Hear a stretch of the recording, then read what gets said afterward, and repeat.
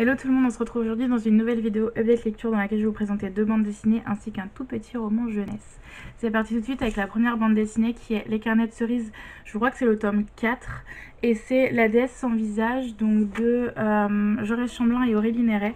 Moi je l'ai dans la maison d'édition France Loisirs, mais normalement c'est chez Delcourt Soleil je crois.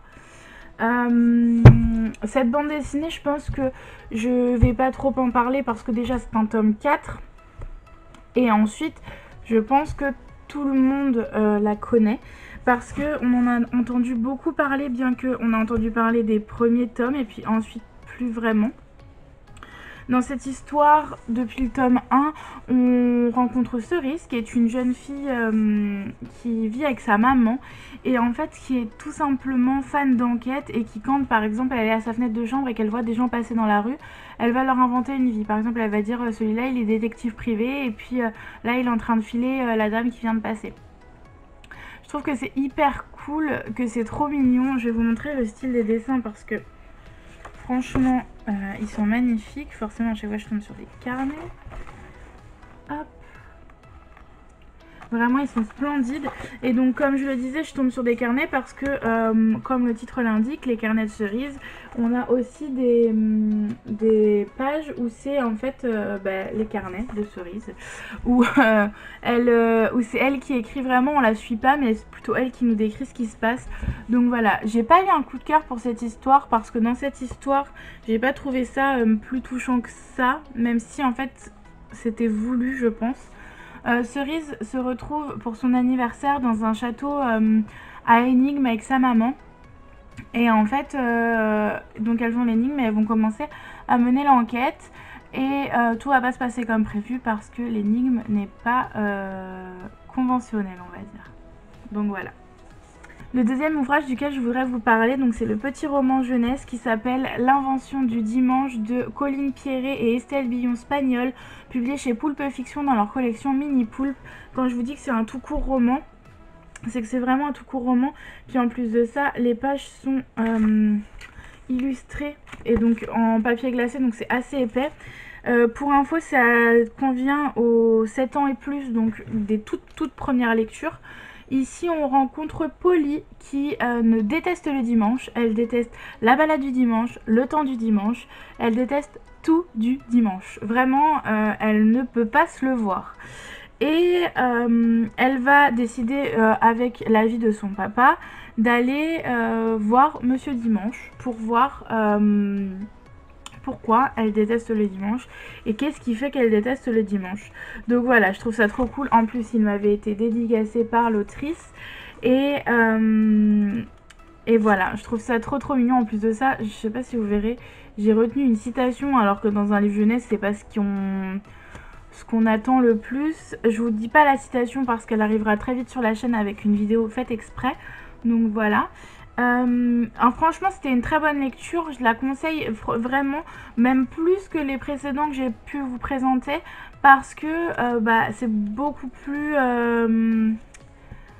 pas plausible parce que clairement c'est pas plausible, mais c'est beaucoup plus abordable, je trouve, pour moi. Là, je vais vous présenter un coup de cœur, mais un énorme coup de cœur pour la bande dessinée Ellie et Gaston, l'esprit d'automne de Ludovic Villain et Céline de Renaucourt, publié chez Ankama, pardon. Et mon dieu, cette bande dessinée est trop géniale. Je vais vous montrer déjà les dessins. Je vais vous montrer la première planche parce qu'après ça spoil un peu. Déjà, quand j'ai ouvert la bande dessinée, je me suis dit, mais est-ce qu'elle est dédicacée ou pas? Alors je ne pense toujours pas parce que ça a l'air d'être imprimé quand même, mais regardez-moi ça sur la première page et regardez, en fait on a vraiment l'impression que c'est fait au crayon, genre sur les feuilles, hop, est-ce que je vais réussir à vous montrer, etc. On a vraiment l'impression que c'est fait au crayon et donc j'étais choquée, je suis restée 10 minutes devant, j'ai même fait une story Instagram quand je l'ai ouvert parce que j'ai vraiment l'impression que ça a été fait au crayon. Et donc je vais vous montrer les premières pages. Enfin, je sais pas ce que vous en pensez, mais moi je trouve ça tellement beau. Mais tellement, tellement beau. En fait, dans cette histoire, on va suivre donc Ellie qui est une jeune fille et Gaston, son chat, qui vont être envoyés chez la grand-mère d'Ellie pour 3 semaines, pour les semaines de vacances. Parce qu'en fait, avec ses parents n'ont pas eu de vacances et donc ils sont obligés de laisser Ellie chez sa grand-mère. Et Ellie n'est pas du tout contente parce que déjà, elle arrive, elle n'a pas envie. En plus, c'est son anniversaire le soir, on lui offre des DVD, mais sa grand-mère n'a pas de télé ni de lecteur DVD, forcément, fatalement. Et du coup, elle veut absolument repartir, elle pleure aux pieds de ses parents pour repartir, etc. Et au final, bah, ses parents la laissent, quoi. C'était prévu, donc on va pas la ramener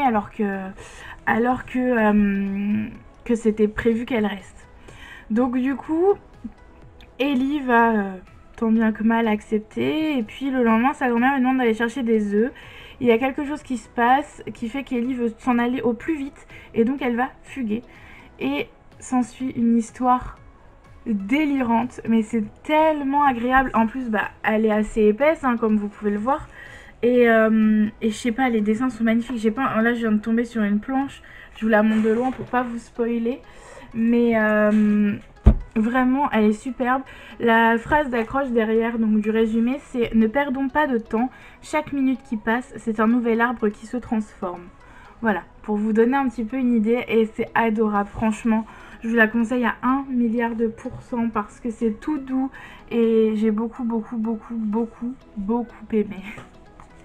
Donc voilà, si vous avez lu un de ces 3 ouvrages-ci, n'hésitez pas à me le dire en commentaire et à me dire si ils vous font envie, si vous ne les avez pas encore lus.